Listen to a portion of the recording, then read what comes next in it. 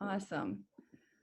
So we have just a couple of people rolling in here, but I know that all of us have some very busy days, Zoom meetings on Zoom meetings on Zoom meetings, and so I want to go ahead and get started so we can stick inside of our 1 hour time frame, and really respect your time and give our speakers a full time to share some of their awesome information with you. And if you're just joining us, a reminder that I'm currently recording this session, so you have the option to turn your video off if you do not want to be seen in the recording. And we have a boatload of people coming in now, so I'll just go ahead and keep admitting. And to my co-hosts, as I begin welcoming everyone, if you see people pop up, please admit them. Yeah. Great. Well, thank you all so much for being here with us today. I'm so excited that you've found some time and some interest in this topic of striking a balance when we are reopening with both safety and health in mind, as well as efficiency. Here at C3, we've been getting a lot of questions about what folks can do to monitor and mitigate their increased energy use when making better filtration and ventilation choices in their space. So we thought this would be a really great topic to bring to you all in our local business community, so you have some ideas to play with as you think about reopening your space. I'd like to start and just introduce myself. My name is Claire Hable. I'm the Commercial Program Manager here at the Community Climate Collaborative. I've had the pleasure of meeting many of you, but some of you are new faces. So here at C3, one of the things that we do in our commercial program is run the Better Business Challenge. That's a community-wide initiative and friendly competition among local businesses to compete for recognition for taking climate action and doing sustainability initiatives in your organization. So this is the 4th round of the Better Business Challenge, and actually the first time that we're bringing you this lunch and learn in a virtual fashion. Of course, many of us have had our operations changed, and I'm just thankful that we have this technology to bring you some great news and resources, even though we can't do it in person. For those of you who are new to the room, I just want to give you another reminder that we are recording, so you have the option to turn your video off if you don't want to be recorded. Most of you, as you enter in the room, you are all on mute. I know in our coffee chat, a few of you unmuted to say hello, and I'm so glad that you did. But at this time, I'm asking to make sure that everybody is still muted so we don't get some of that background noise throughout the presentation. If you do have questions throughout the presentation or comments, please use the chat box to submit your question. We'll pause after each presenter to address any immediate questions there, and then we do have some time at the end of our session to go through all the questions that we perhaps didn't get to in the middle of the presentation. You also have the contact information for myself and the presenters that I'll send afterwards. So if you have a follow-up question for any of the presenters, you will have their email address as well. I will send around the slides in a PDF to you, as well as make this recording available for you to maybe share with your networks, as well as some helpful resources that we have for you as a takeaway from this session to help you retain some of the information that we covered today. So with that being said, I'd like to go ahead and get started with our first presenter. I'm going to go ahead and share my, my screen here.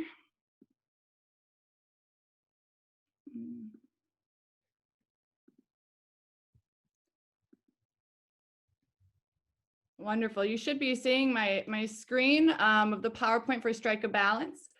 Today, what we're going to be talking about is a great setup of information to help you think about how to reopen with both efficiency and safety in mind. So first, you'll hear from John Summelhack with Think Little about some filtration and ventilation basics to just give you a baseline understanding of how those systems work. Then you'll hear from Tom McLaughlin from Engineering Solutions about where wellness and climate meet using a framework of the WELL building standards. And then we'll wrap up our presentation by hearing from C3's Terry Kent, who has managed the Better Business Challenge in the past and who's going to highlight some local success stories and employee engagement for you to maybe spark some ideas of how to offset your increased energy use with climate action in your workspace. Before we get started in the program, though, I'd like to take a moment to hear a word from our partner. Please welcome Elizabeth Cromwell from the Chamber of Commerce. Well, hey, everybody.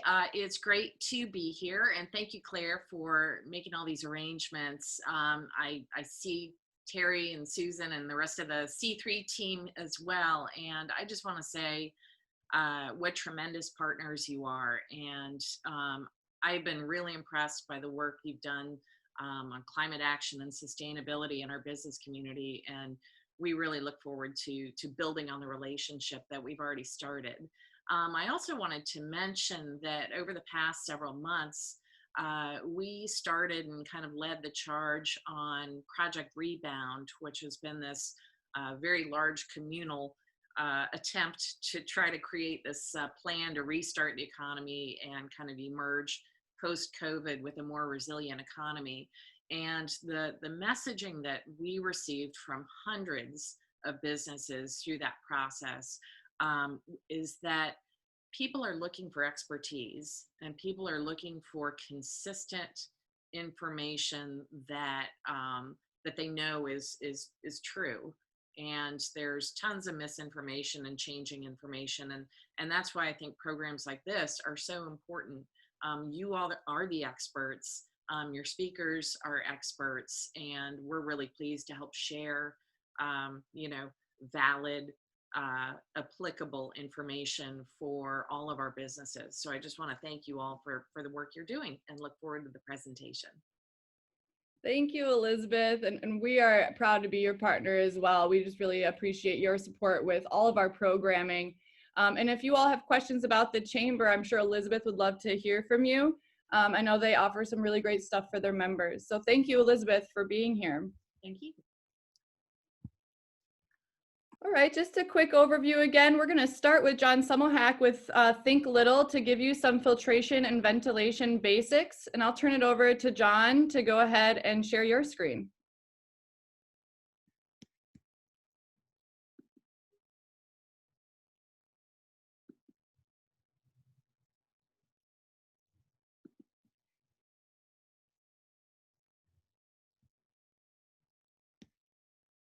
Awesome. And go ahead and unmute yourself, please, John. Thanks, Claire. Okay, good afternoon, everyone. I'm John Semmelhack with Think Little and Comparetto Comfort Solutions. Think Little is a building performance consulting company. We've been around in Charlottesville since 2008. Comparetto Comfort Solutions, I'm co-owner of with a partner. We started that in 2019, doing contracting work relating to our consulting work with a specialty in HVAC work. I'm going to be talking today about reducing risk for virus transmission inside a building, specifically around ventilation and air filtration, and how those solutions can be part of a bigger risk management suite that you put in place at your workplaces. So first, some resources to share. There's a really great book in print called Healthy Buildings that's pre-COVID, but nearly all of the advice that's in there is really applicable to creating healthy buildings, including better filtration and ventilation. That's going to help reduce risk for coronavirus transmission. A couple of great websites from Harvard and from Yale. These are specific to schools, but I found that the advice in here you can really pick and choose from the different solutions and bits of advice on these websites and apply them where it makes sense to your buildings. The activities in schools are so diverse that they really, all of these risk mitigation techniques, you can find applications for them in many different kinds of businesses. And for the folks that are on Twitter, we are practitioners, we're not researchers. These are some of the key researchers that I follow: Lindsay Marr at Virginia Tech, Shelley Miller at University of Colorado, Richard Corsi at Portland State, and Joseph Allen at Harvard.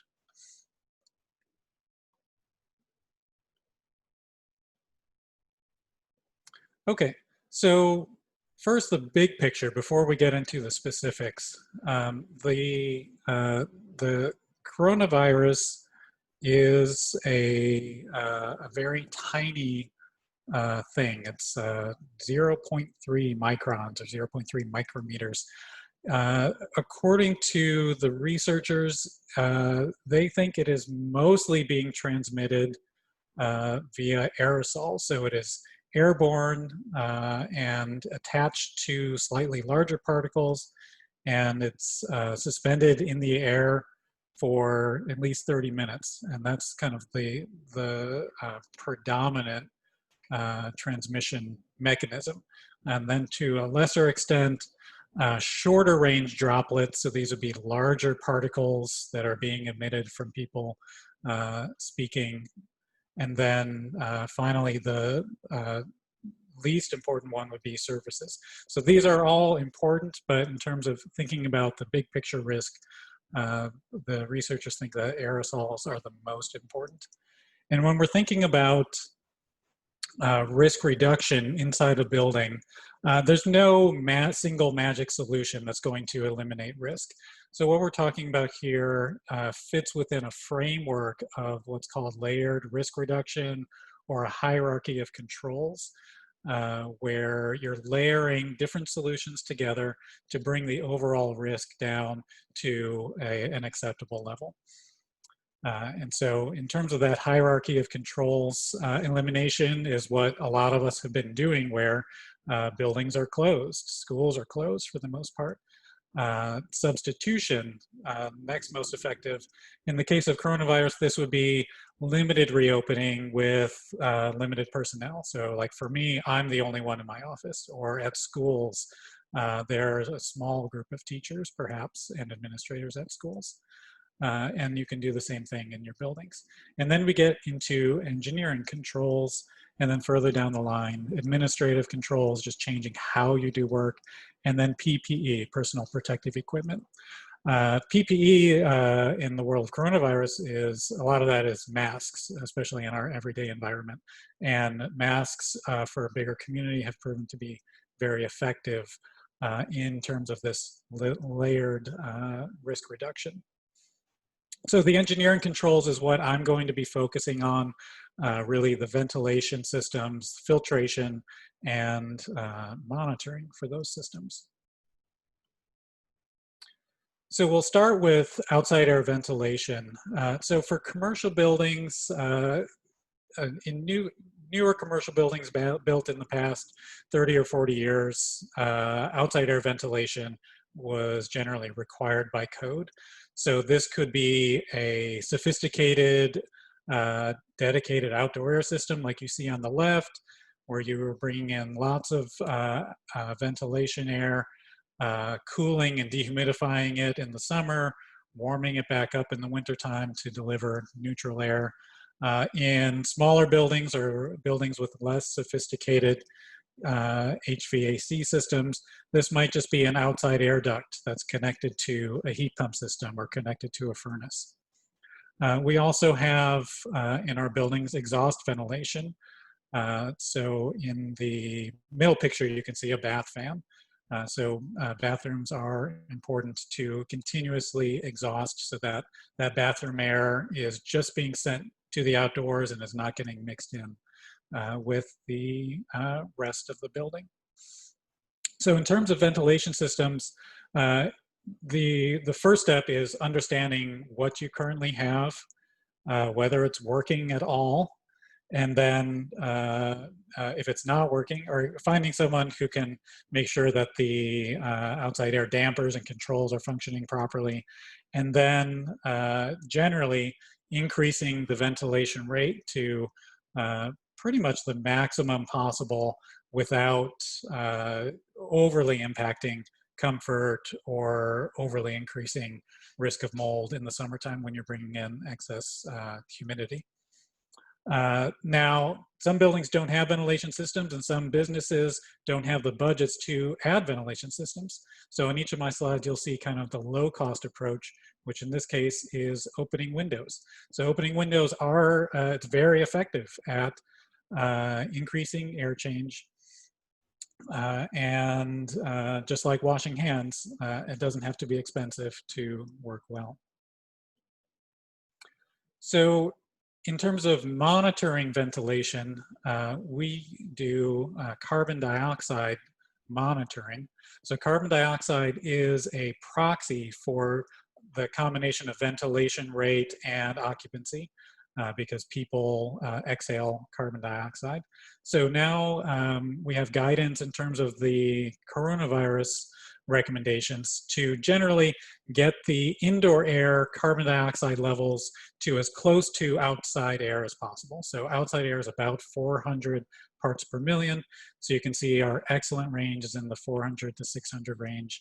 And then we go to good to marginal, and 1,000 and over is not recommended if you're just doing ventilation. We have the ability now to do pretty sophisticated monitoring with low-cost sensors starting at $200 for some of the consumer grade monitors, and then going up from there for the more sophisticated building level controls. So know what your ventilation system can do and then monitor it to make sure that it's still working every single day. Moving on to filtration, many of our buildings are going to have recirculation heating and cooling systems. So central ductwork connected to a heat pump, air handler, or connected to a furnace, maybe with an outside air duct. So these systems can be a liability, potentially spreading virus around a building, but with really good filtration, they can actually be an asset by filtering the virus out of the air. So we're going to talk about how to do that.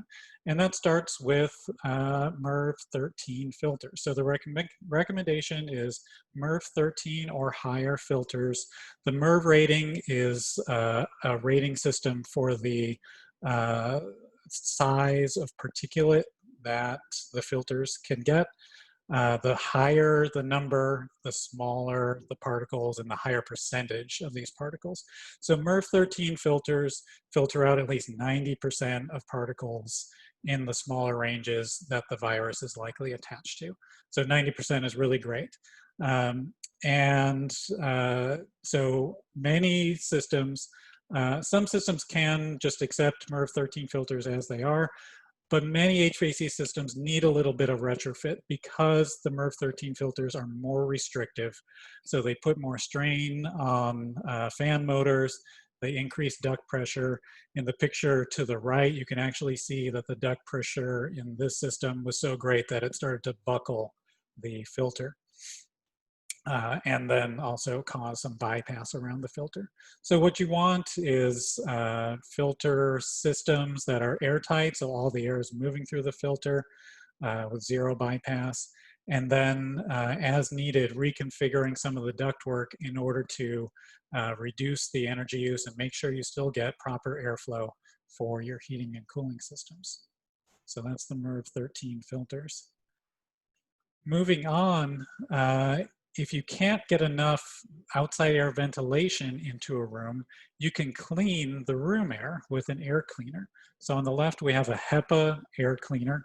These start off at about $250 retail price for like a small bedroom or a bedroom size or an individual office, and starting at around $500 for a typical classroom. You want to look for Energy Star rated models with HEPA filtration and the highest clean air delivery rate. So that's a rating standard, the CADR, that's the clean air delivery rate, the highest clean air delivery rate that you can afford for smoke and dust. And then the quietest operation. If it's too loud, people aren't going to use it. So you want something that moves a lot of air through the HEPA filter with quiet operation. There's a lot of snake oil and kind of partial snake oil in the indoor air quality products world. So generally, I don't recommend anything other than HEPA air cleaners. So I don't like add-on products such as UV light or ozone cleaners. Those can actually negatively impact indoor air quality. So for virus capture, simple, effective HEPA filtration is the best.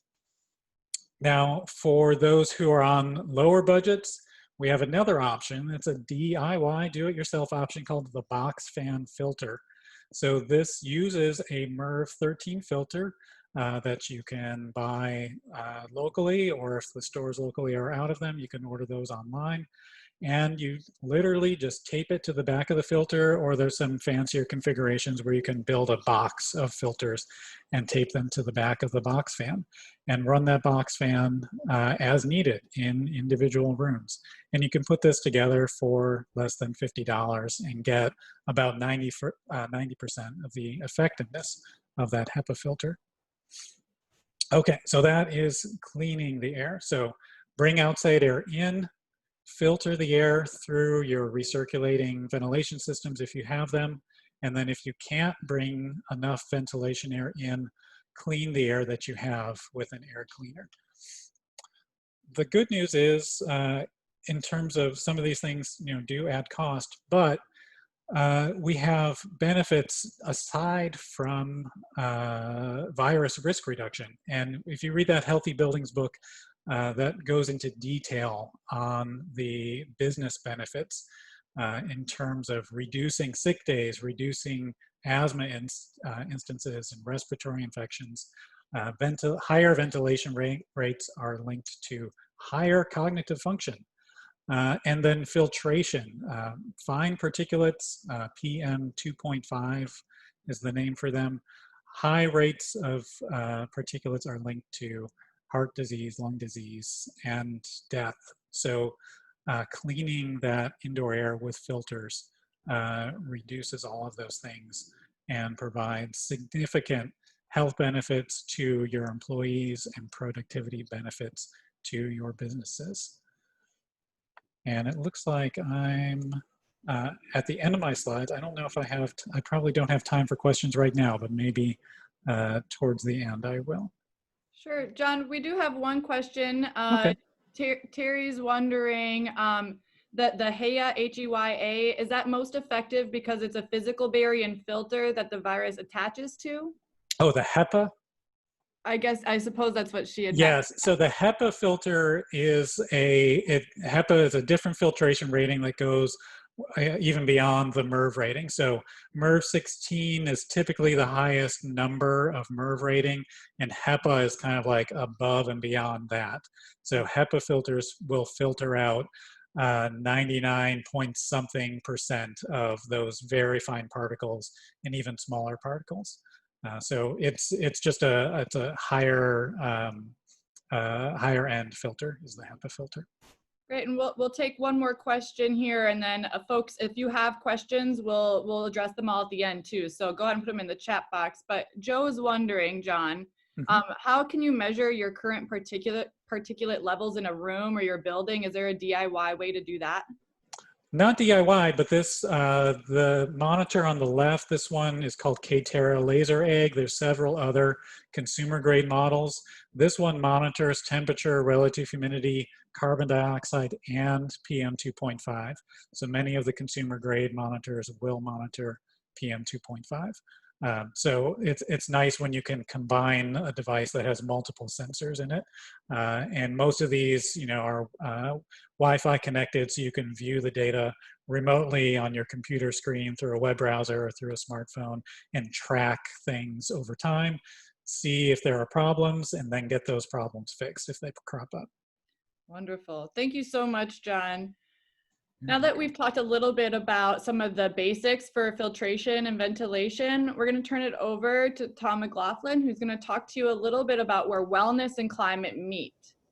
Tom, take it away for us. Okay. Can you hear me and see my screen?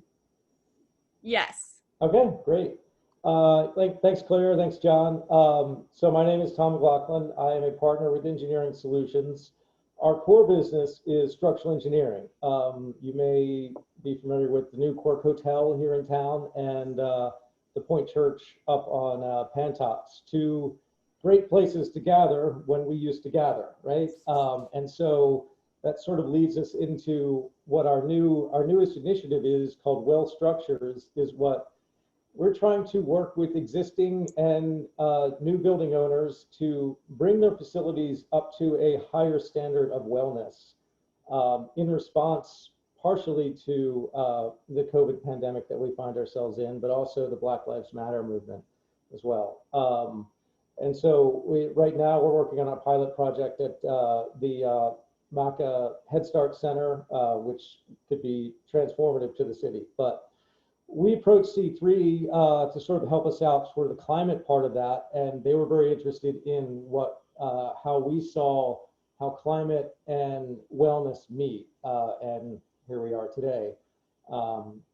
So real quick, everybody on this call is probably familiar with the LEED building standard. There is now something called the WELL building standard, which is promulgated by the same group.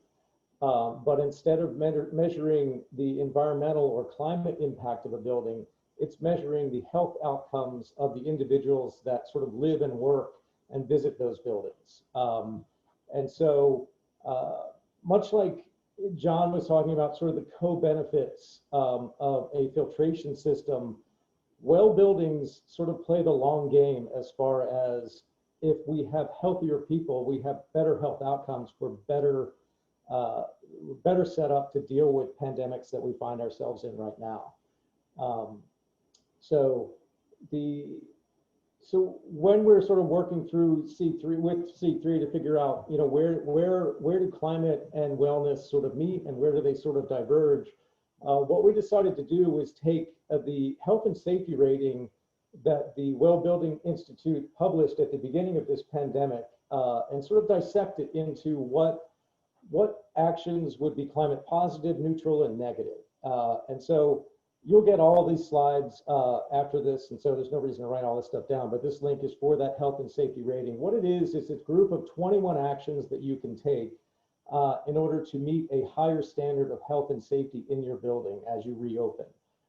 You meet 15 of those and you get that designation. And so what we did was work with C3 to sort of figure out how do you meet those standards and keep the climate in mind? Because, you know, initially when we think about filtration, you know, John showed us that picture of the filter that was sort of buckled because we were cramming so much air through it. Obviously that has an energy tax, right? And so, you know, we're just sort of, you know, we're goosing our fans and trying to sort of push air through a really, really tiny hole. But there are other places where wellness and the climate meet, and let's go through some of these next. So this is just a snippet of the document that I think C3 is now, it's going to be in everybody's inbox following this. These are some of the impacts, some of those 21 actions that you can take that also have a positive climate impact if we do them in the right way, okay? And the next few slides, I'll talk about some of the best ways to do these things. I'm not going to read all of these off. This is the document that you're going to receive following this. So, one of the biggest climate impacts that we're having right now is all of us working from home. We're not driving, we're not clogging the roads. I don't think that we see it as much here in Charlottesville with the reduction in traffic because we don't really have it, despite what people think. But in larger cities, you're seeing many fewer trips generated, much less gridlock. There's no doubt that working from home is having a big climate impact. As we move out of COVID, hopefully, we still want to have these business continuity plans. It tends to, we can foresee a positive climate impact if we practice these plans, not just have them, but if 1 week a month, we're saying, okay, this is our work from home week, and we're all working from home, or we're still just cycling people through the office. Right now, in my office, we have sort of a work from home cycle where two people are, or you're working from home 2 days a week, and you're working from the office 3 days a week. There are various calculators that you can use to look at the climate impacts of that, but just mine alone, me driving to the office or not driving to the office 2 days a week for a year is basically equivalent to an acre of forest, right? And so then that's multiplied by all 15 people in our offices, which is a big, big impact. And we keep hearing this work from home is going to stay with us for a while, and I think it will, you know, but If it doesn't, I think it needs to be part of our business continuity plan for any disaster, whether it be a pandemic or a snowstorm or an earthquake or a hurricane, things like that. We need to be thinking about those things.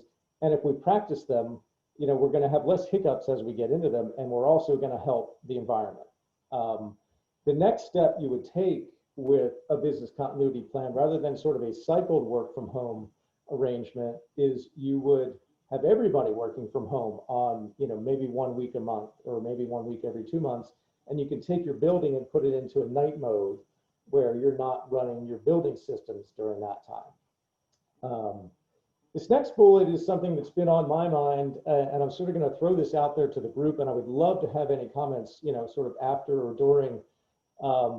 Work from home works for a professional services mindset, right? If we're working on a computer primarily, we can do that from anywhere. That may not work if you work in a bakery, or you work in a manufacturing facility, or you work at a garage. You know, we're seeing this sort of panacea in the future of sort of a work from home arrangement where we can have lunch with our kids, but that doesn't work for a big segment of sort of the jobs that happen out there. And so I would just throw that out there as far as, what do we think these industries can do? What parts of that consider to be parsed out to a work from home or a remote work location? So not something I have the answer to, but something that, you know, we're thinking about. So the next biggest climate impact that we can have is how do we clean our buildings and how do we clean our own hands? We're getting lots of recommendations on how often we need to clean or to wash our hands. And so that has the potential to increase water use. As we increase water use, it may be time to start thinking about gray water systems where we're recycling that systems to flush toilets, to water gardens and things like that. It sounds like a really, really expensive things, but you can see a few photos on the screen right now. There are commercially available sort of under sink systems that, you know, pretty much any plumber could sort of install. And so I'll send some guidance out on what these things are, but these would be, as we start to wash our hands more, we've got more bulk water on our hands. The other side of that is toilets. We've been pushing toilets to being a lower flow toilet. With gray water, we could go with a higher flow toilet that has less of a toilet plume that has been shown to sort of transmit the virus. So the next thing we need to think about is, how do we dry our hands once we've washed them? The dryers, the hand dryers, not only don't do a complete job, but they also have an energy tax, right? There's an electric motor, we're heating the air. The best way to dry your hands is a continuous cotton towel. And up until about 2 weeks ago, I had the wrong idea of what this thing actually was. So I was thinking a continuous cotton towel was just maybe a 3 or 4 foot long, you know, 4 foot long sort of strip that you sort of pulled down and it clunked, and then the part that, you know, the person before you dried their hands on just went up into the machine and got sort of sanitized, but then, you know, a day and a half later, that piece would be the piece that you were going to be drying your hands on. It's not that at all. What it is, it's about a 30 foot long cotton roll that lives in a roll inside the machine, and you clunk down, dry your hands, and the piece that you just used goes up, gets coiled, and when that's finished, it gets taken out and laundered. And so that very low energy use, very complete drying of your hands. Cotton has natural antimicrobial properties, and it dries your hands better than any of the air dryers. John talked about the aerosols as far as the leading transmitter of these. The last thing we want to do is to have a hand dryer in our bathroom sort of blowing those aerosols around. So these continuous cotton towels, you know, they look pretty old school, but really they're the best way to sort of dry your hands. It's a little bit of a back to the future moment for me, for sure. And then the next thing is the cleaning products that we choose. Generally, cleaning products that are healthier for the environment are also healthier for individuals. Between us and C3, we're recommending anything that has a green seal, and you can see this logo right here on the slide. It's choosing those products as you're replacing your products, and then it's also learning how to properly use these products. I mean, a lot of them need to be diluted. And so as long as we're using the right product and using it in the right way, that's going to give you, you know, one sort of tick on that wellness scale, and it's going to actually have a positive climate impact as well. So the next best way that these two sort of meet in a positive aspect is promoting wellness in the workplace. You can see the graph on the right, and this showed up in my inbox, and I was really, really struck by it. The death gap between, you can see with just US at the top and then sort of India at the bottom. The difference in those two countries as far as the death rates of people that are contracting COVID is much, much higher in the United States than it is in India. The big differences between those two countries is India is a primarily plant-based diet, whereas the US, it's a primarily meat-based diet. And the other big difference is they walk more than we do. So one big climate impact is promoting wellness at work by commuting by bike or by walking. Automatically, that has some of the same impacts of working from home. The other way to promote a wellness impact is to promote replacing a few meals a week with a plant-based meal. There are lots and lots of information out there on the climate impacts of what we eat. And actually, I read a study yesterday about biking to work could actually have a negative impact on the climate because you're eating more, because you're burning more calories. And so if you're eating the wrong things and still biking from work, you can end up doing the wrong thing anyway. Well, one of the fun calculators that I found, I compared avocados 2 days a week to steak 2 days a week. Both, well, the avocados are healthy fat. Having avocados 2 days a week is equivalent to driving 39 miles, and then having steak 2 days a week is equivalent to driving 1,542 miles. So big climate impacts of some of the things that we're eating. And I would just say that diabetes is the #1 marker as far as will you have a severe case of COVID or will you die from COVID? So both biking to work and eating a plant-based diet, definitely big contributors to or anti-contributors to diabetes. So, and then there's a lot of those 21 items that are somewhat climate neutral, having sick days, getting flu shots, things like that, really sort of climate neutral. The other negative impacts, potentially climate negative impacts of those 21 items that the Well Building Institute recommends are your ventilation systems that John was talking about. We're using more energy to clean the air better. I think Terry is going to talk next about some of what people are doing here in town to sort of offset some of those issues. If you are spending more money and more energy on cleaning your air, think about other ways that you can sort of offset those energy impacts. That's what I've got. I'll take any questions that anybody has right now, and then or at the end. Yeah, thanks so much, Tom. If you have questions directly related to what Tom just presented, please put them in the chat box. If they come to you throughout the rest of the presentation, we'll have a little Q&A session at the end too. So don't hesitate to throw your questions in there. At this time, Tom, could you stop sharing your screen and then we'll hop over to Terry.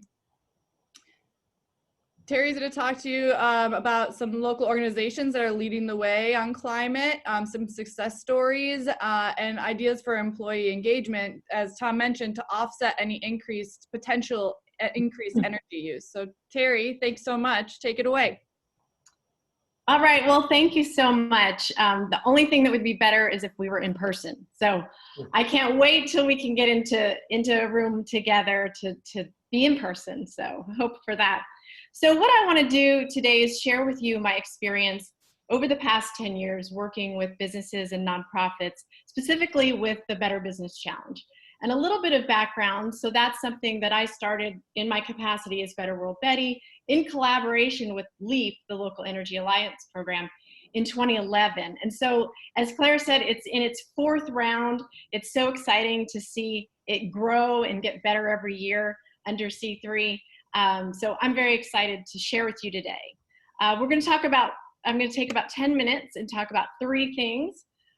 Some organizations leading the way, definitely not exhaustive. There's so many climate leaders that I could talk about, but I've chosen 6. I want to share with you some cool stories and then infuse employee engagement. So let's get started. So the last round of the Better Business Challenge in 2019 had almost 100 businesses contributing 500 actions and saving over $600,000 annually moving forward, and 4,000 metric tons of CO2 avoided. How is this happening? Well, green champions like you on the call is the way it starts. You know, whether it's a teacher or the HR representative or the president of a company, it really takes a team effort. And these green champions are volunteering to do a little bit of their week or their month to a sustainable or climate action. And it takes leaders willing to act and invest. So, you know, we're not going to say that all of our actions that we recommend are no cost or low cost. There are 60 of them on our scorecards that we have, but you know, it's going to take some investment, and it's not just money, it's time. So, yeah, so those 2 things. And then also being part of this Better Business Challenge network. There's just really nothing like being able to call a fellow business and say, hey, who did you use and what were the do's and don'ts? Just invaluable. So let's start with Hanseman and Wiebel. So this is a business that has been in town since 1926. So a real anchor business in Charlottesville.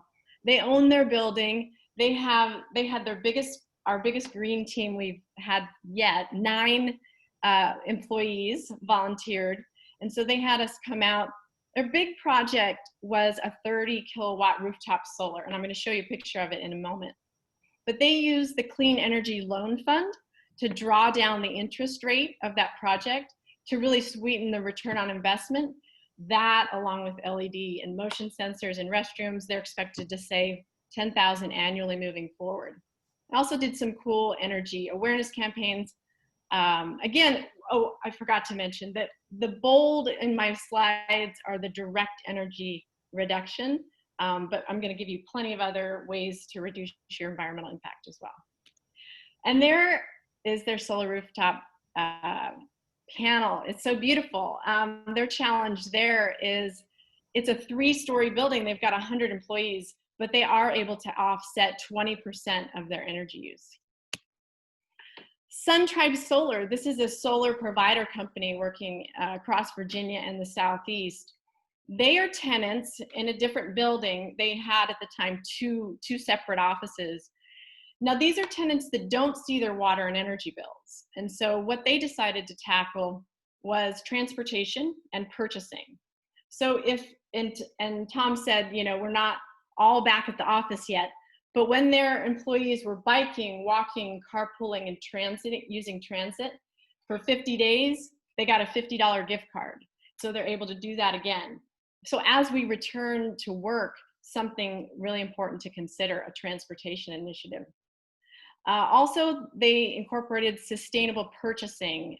So all of their solar electronic equipment is now done through a firm in Richmond that is a national standard for solar equipment. Tom talked about Green Seal. We also have that as a recommendation on our purchasing scorecard. And of course, I think Tom or John also mentioned Energy Star. That's a really familiar one. And then I'll go ahead and put a plug in for EPEAT certification. That's computers and electronic equipment. We also love working with nonprofits. So at this point, most denominations have a commitment to environmental stewardship. So this is a great way to bring that global commitment to a local level and make an impact. So the Peace Lutheran Care for Creation team did a LEAP energy assessment. So we had about 20 of our businesses do an energy assessment last round. And we're happy to work with LEAP. We've worked with John. He's helped Legal Aid Justice Center, 2RW. Denise is on the call. And Batteries Plus Bulbs does lighting assessments. So we have 30 of those. So that just gets everyone off on the right foot. Their Care for Creation team looked at, hey, what can we do now with a really small budget? I think they had a couple $100s to install smart power strips, use task lighting in their office, maybe switch out one piece of equipment. But they eventually want to do insulation in that building. So that's going to be a longer term item. And I love this picture of Peabody School. They own their building as well. They just knocked it out of the park when it came to doing action. And we know how vocal the youth are right now on this issue. And so the great thing there is the tie-in between a curriculum, what they're learning in science, and a real-world application, and making a difference locally. So they did a rooftop solar project that is going to reduce their energy usage by 44%, that and the LED upgrade. And they got the parents to come out and help switch out bulbs. So they had a good time. And I put them on the list also because of their advocacy effort. Now this is, again, a non-energy item, but I think an important societal item. Those kids took their passion to the Board of Supervisors. So their 5th grade class got up and advocated for climate leadership here in the community, and it worked. And especially with COVID right now, you know, the health disparities, the racial injustice, I feel like advocacy is an imperative and something that is societal good that is important. And finally, Firefly Restaurant and Southern Environmental Law Center. I love putting two completely different businesses on this list, just showing you kind of the breadth of the businesses we like to work with. So Firefly, Melissa is sustainable minded through and through, but one thing she hadn't thought about was integrating her environmental policy, the energy conservation, if you did something like, well, the safety, into her employee manual right when those employees onboard. So C3 helped her do that. The big story there, though, is that's a warehouse restaurant building that has a west-facing orientation. And so she's supposed to, with the window tinting, expected to see a 43% reduction in heat gain. So she also is one of only 2 restaurants in town that earned the Green Restaurant certification. Unfortunately, 1 month after our awards ceremony, but it's still a great accomplishment. So next distanced lunch must be taken at Firefly. So then, last but not least, the Southern Environmental Law Center, their green team met monthly. So they tackled this 9 to 10 month program over lunch, once a month meeting. Now, they are tenants as well. They do see their energy bills, but they were thinking, hey, could we go solar? It was just too difficult as a tenant. So they decided to purchase renewable energy credits. So this could be a really viable option. Like if you see your energy bills increasing or your energy impact increasing, you might consider renewable energy credits. We helped that team identify, well, what percentage? So in other words, if you increase by 20%, hey, maybe you're just gonna offset 20%. And so they also implemented composting for their employees, which seems like a small thing, but definitely an environmental impact there. And then you can see one of their employees holding some Green Seal like hand towels, which I guess they need to switch out, Tom, to I'm circulating. And I can't let it finish without talking to you about this fun program that we did with Apex Clean Energy this summer. So employee engagement ideas, you know, definitely volunteering to serve on a green team and shepherd efforts in your organization is important. But a couple fun things that we also like to do. One is an inter-office competition. So Apex this summer had 2 teams competing against each other. They're all working from home, But Andrea Bostrom, our residential program manager, did a virtual power party. And so she talked about things that they can do in their home to reduce their environmental impact, and then threw in a fun climate trivia night. And it's so important, I think, right now to still rally your employees around this topic, energy conservation and climate. And it's just a great way to do that. So we're offering that to all of our Better Business Challenge participants. And I'm a big fan of waste audits, like bringing your employees and do a waste audit, bring your employees, and what about an energy treasure hunt? Even if you're not working, even if you're not in the office, I should say, I will speak for C3. It took us a couple of times to go in the office and find everything to unplug. What are some energy conservations that we can do? Every little thing counts when you're a small nonprofit, so every dollar counts. So you're in good hands with Claire and on the business side, and Andrea and households. We've got almost 20 years experience on our C3 staff, so we're really excited to help you. And I think what I want to end on is just this idea that it doesn't have to be one or the other. We don't have to just do safety and eliminate our energy or even other environmental impact goals. So happy to answer questions, and that's all I have for you. Wonderful. Thank you so much, Terry.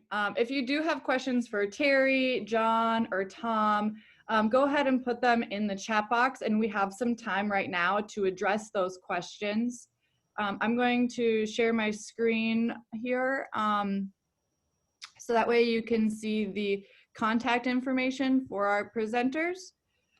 This will come to you in a post-event a packet of information. So this will come to your inbox too. If you don't have a pen handy or something, I'll send this along.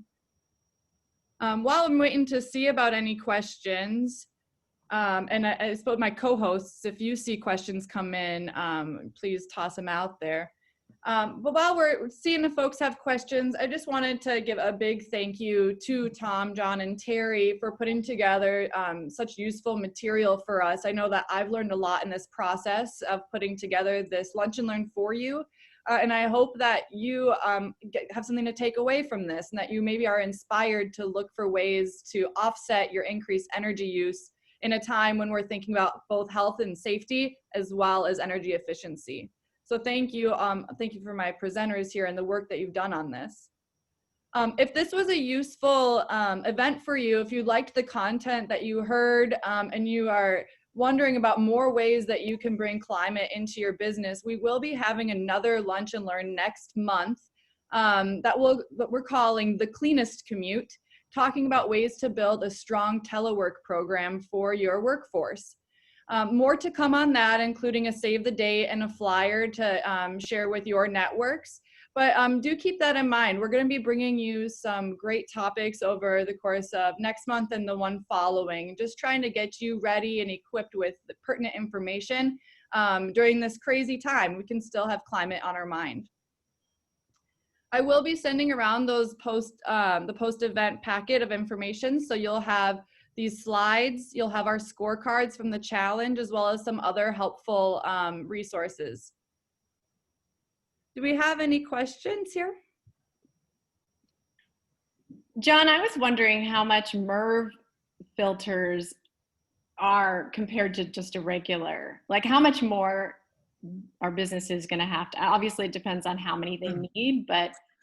Sure. So let's say a 24 by 24 MERV 13 filter that's 2 inches deep. If you're buying a whole case of them, like a case of 10 or 12 of them, they'll be about $14 or $15 each. Oh gosh. And if they were starting from like a MERV, 3 filter or a MERV 4 filter, just a kind of a generic filter, those are typically in the $4 or $5 range. So it might be 3 times more, but it's $10. And they usually, they can last quite a while. Got it. And then in terms of cleaning the air, does that have to be, the little unit that you showed us, does that have to have replacement filter? Yes, yeah, the HEPA filters for the air cleaners, usually that varies depending on the runtime, but the filter replacement for those I think is typically in the 6-month to 12-month time frame, like Got it. once or twice per year, depending on the amount of runtime. And the HEPA filters are more expensive.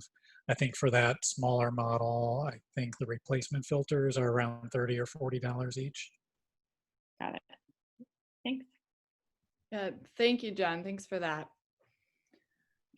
If there are no other questions, I guess I would just like to take a moment to thank you all for attending this Lunch and Learn. And thank you so much for taking the time to have climate on your mind and to learn about some of these ways that we can strike a balance.